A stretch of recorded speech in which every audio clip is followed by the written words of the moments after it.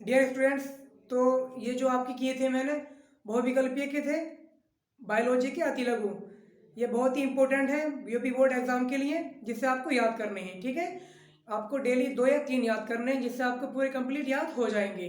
तो एक ही वीडियो में कंप्लीट नहीं हो पा रहे थे, तो मैंने क्या किया, ये क्वेश्चन नंबर 20 से आगे की ओर जो सोल्व किए हैं, ये सेकंड वीडियो में है, बायोलॉजी अति लघु पार्ट 2। ठीक है, बाकी हम इसी तरीके से सोल्व करते रहेंगे। बस आपको जो है, आपको कोऑपरेट करना है मेरे साथ। ठीक है, आपको लगातार पढ़ना है, और जो भी आपका वर्क हो आपको चेक भी कराना है। तो ये कंप्लीट हो चुका है। ठीक है दोस्तों, तो चलिए शुरू करते हैं। आपको ये नोट करना, ओके।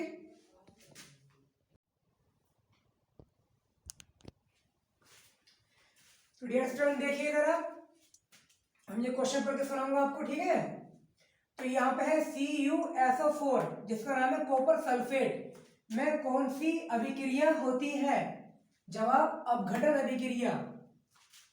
कॉपर सल्फेट में कौन सी अभिक्रिया होती है? जवाब क्या है? अपघटन अभिक्रिया। क्वेश्चन नंबर 2 है हमारा, किन्हीं दो प्रबल अम्ल के नाम लिखिए। किन्हीं दो प्रबल अम्ल के सूत्र या नाम।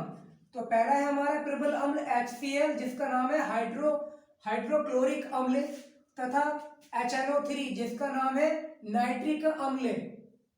दोबारा सुनेंगे, किन्हीं दो प्रबल अम्ल के सूत्र लिखिए। पहला है हमारा HCl, जिसका रासायनिक नाम है हाइड्रोक्लोरिक अम्ल, तथा दूसरा है HNO3, जिसका रासायनिक नाम है नाइट्रिक अम्ल।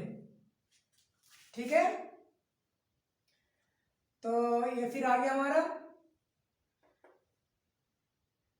दुर्बल अम्ल का सूत्र लिखिए, या किन्हीं दो दुर्बल अम्ल के सूत्र लिखिए। तो पहला है हमारा CH3COOH, इसे पढ़ते हैं एसिटिक अम्ल, और जिसे हम सिरका भी कहते हैं। और दूसरा है हमारा H2CO3 कार्बनिक अम्ल, या फिर हम इसे कह सकते हैं हाइड्रोजन कार्बोनेट। रासायनिक नाम है इसका, IUPAC का रासायनिक नाम है इसका हाइड्रोजन कार्बोनेट, या फिर कह सकते हैं इसे कार्बनिक अम्ल। क्वेश्चन नंबर 4 है हमारा, प्रबल किन्हीं दो प्रबल क्षार के नाम लिखिए। किन्हीं दो प्रबल क्षार का सूत्र लिखिए। तो पहला है हमारा NOH, जिसका रासायनिक नाम है सोडियम हाइड्रोक्साइड, तथा दूसरा है KOH, जिसका रासायनिक नाम है पोटेशियम हाइड्रोक्साइड। दोबारा सुनो, किन्हीं दो प्रबल क्षार का सूत्र लिखिए। पहला है हमारा NaOH, सोडियम हाइड्रोक्साइड, जिसे हम कास्टिक सोडा भी बोलते हैं, तथा दूसरा है हमारा KOH, जिसका रासायनिक नाम है पोटेशियम हाइड्रोक्साइड। क्वेश्चन नंबर 5 हमारा, किसी लवण का नाम लिखिए। तो क्या है? NaCl, सोडियम क्लोराइड, जिसे हम नमक भी बोल सकते हैं। किसी लवण का नाम लिखिए। जवाब NaCl, sodium chloride. Question number 6 है हमारा, एक भौतिक अभिक्रिया क्या है? जवाब है बर्फ का पिघलना। एक भौतिक अभिक्रिया क्या है? जवाब बर्फ का पिघलना। ठीक है, फिर है क्वेश्चन नंबर 7 है, एक रासायनिक अभिक्रिया का नाम, या एक रासायनिक अभिक्रिया क्या है, या इसका नाम कुछ भी बता दो। इसका जवाब है हाइड्रोजन का बनना। रासायनिक अभिक्रिया, तुम्हारा रासायनिक अभिक्रिया द्वारा कुछ भी बना दो, अमोनिया का बनना, हाइड्रोजन का बनना, सल्फर का बनना, किसी भी गैस का बनना क्या होता है? हमारा रासायनिक अभिक्रिया होता है। तो इसमें पूछा एक रासायनिक अभिक्रिया बताओ, तो मैंने बताया हाइड्रोजन का बनना एक रासायनिक अभिक्रिया होती है। क्वेश्चन नंबर 8 है हमारा, नींबू का पीएच मान कितना होता है? जवाब 2.5। नींबू का पीएच मान कितना होता है? जवाब क्या है? 2.5। क्वेश्चन नंबर 9 है हमारा, शुद्ध जल का पीएच मान कितना होता है? जवाब है हमारा 7.0। शुद्ध जल का पीएच मान कितना होता है? जवाब 7.0। क्वेश्चन नंबर 10 है हमारा सांद्र सल्फ्यूरिक अम्ल जिसका सूत्र है H2SO4। सांद्र सल्फ्यूरिक अम्ल का पीएच मान कितना होता है? जवाब 0। सांद्र सल्फ्यूरिक अम्ल का पीएच मान कितना होता है? 0। ठीक है, आगे चलते हैं।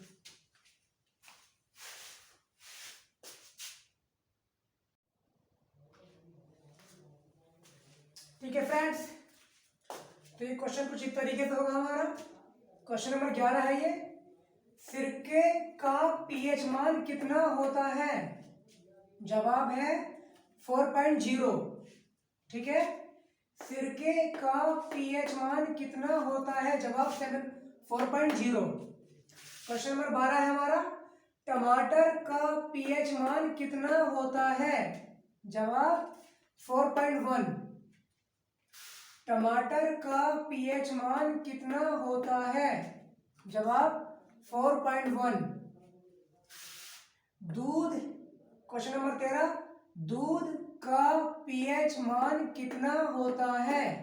जवाब 6.5। क्वेश्चन नंबर 13 है, दूध का पीएच मान कितना होता है? जवाब है 6.0। ठीक है, फिर क्वेश्चन नंबर 14 है हमारा, मानव रक्त और आंसू का पीएच मान कितना होता है? जवाब 7.4। मानव रक्त और आंसू का पीएच मान कितना होता है? जवाब 7.4। क्वेश्चन नंबर 15 है हमारा, खाने का सोडे का पीएच मान कितना होता है? जवाब 8.5। क्वेश्चन नंबर 15 है, खाने का सोडे का पीएच मान कितना होता है? जवाब 8.5। क्वेश्चन नंबर 16, सोडियम हाइड्रोक्साइड का पीएच मान कितना होता है? जवाब 14। सोडियम हाइड्रोक्साइड मतलब कहने का NaOH। सोडियम हाइड्रोक्साइड का पीएच मान कितना होता है? जवाब 14 या 14। क्वेश्चन नंबर 17 है, निम्न में कौन सा अम्ल पाया जाता है? सिरके में कौन सा अम्ल पाया जाता है? एसिटिक अम्ल। संतरे में सिट्रिक अम्ल, इमली में टार्ट्रिक अम्ल, टमाटर में ऑक्सैलिक अम्ल। दोबारा सुने, सिरके में एसिटिक अम्ल, संतरे में सिट्रिक अम्ल, इमली में टार्ट्रिक अम्ल, टमाटर में ऑक्सैलिक अम्ल। इसी प्रकार खट्टा दूध या दही भी कह सकते हैं। खट्टे दूध में लैक्टिक अम्ल, नींबू में सिट्रिक अम्ल, चींटी का डंक फॉर्मिक अम्ल और बिच्छू का डंक मैथेनोइक अम्ल। दोबारा सुने, खट्टा दूध या दही, खट्टे दूध का पीएच मान कौन सा अम्ल पाया जाता है इसमें? लैक्टिक अम्ल, नींबू में सिट्रिक अम्ल, चींटी का डंक फॉर्मिक अम्ल और बिच्छू का डंक मैथेनोइक अम्ल। ठीक है, आगे देखेंगे प्लीज।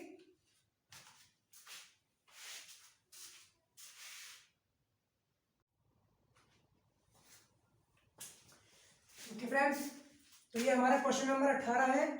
देखिए इधर, किसी एक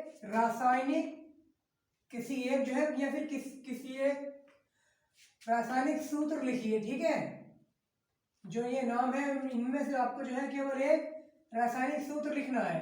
तो पहला है अम्लीय लवण का रासायनिक सूत्र NaHSO4।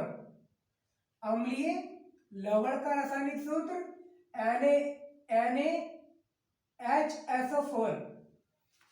नंबर 2 है क्षारकीय लवण का रासायनिक सूत्र MaOH bracket chlorine Cl।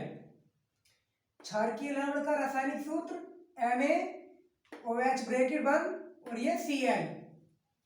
Number 3 पे हमारा मिश्रित लवण का रासायनिक सूत्र NaKSO4 मिश्रित लवण का रासायनिक सूत्र NaKSO4। क्वेश्चन नंबर 4 है हमारा द्विक लवण का रासायनिक सूत्र K2SO4 इंटू Al2SO4 का होल थ्राइस इंटू 24H2O। द्विक लवण का रासायनिक सूत्र K2SO4 into Al2 bracket SO4 का होल थ्राइस इंटू 24H2O।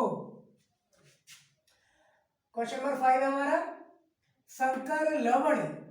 संकर लवण का रासायनिक सूत्र K4FeCN6 पोटेशियम फेरस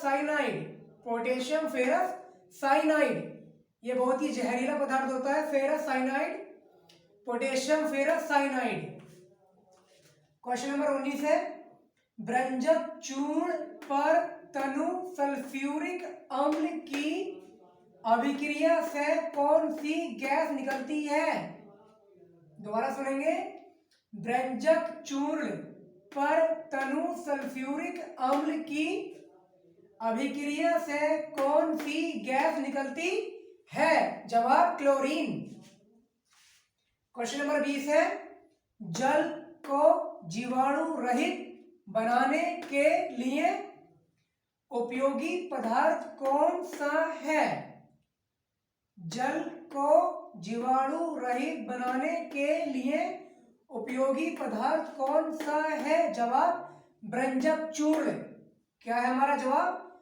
ब्रंजक चूर्ण। ओके, तो आज के हमारे फर्स्ट वीडियो में क्वेश्चन नंबर 20 तक किए। नेक्स्ट के आंसर वीडियो नंबर नेक्स्ट में मिलेंगे आपको, ठीक है।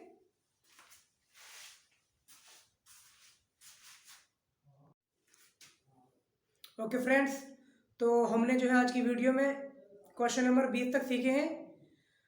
हमारा जो क्या चल रहा है इसमें यूट्यूब चैनल में जितने भी हमारे कोर्स हैं सारे के सारे 1 वीक में कंप्लीट किए जा रहे हैं, 1 सप्ताह में, चाहे वो हिंदी हो, चाहे वो मैथ हो या फिजिक्स हो, ठीक है दोस्तों। तो आपको यदि एग्ज़ाम के लिए जल्दी कोर्स कंप्लीट करना है तो चैनल को सब्सक्राइब करके इसमें आप एडमिट हो सकते हैं। तो चलिए दोस्तों, इसके नेक्स्ट जो हमें आपको अगली वीडियो मिलेंगे। जब तक के लिए खुदा हाफिज़।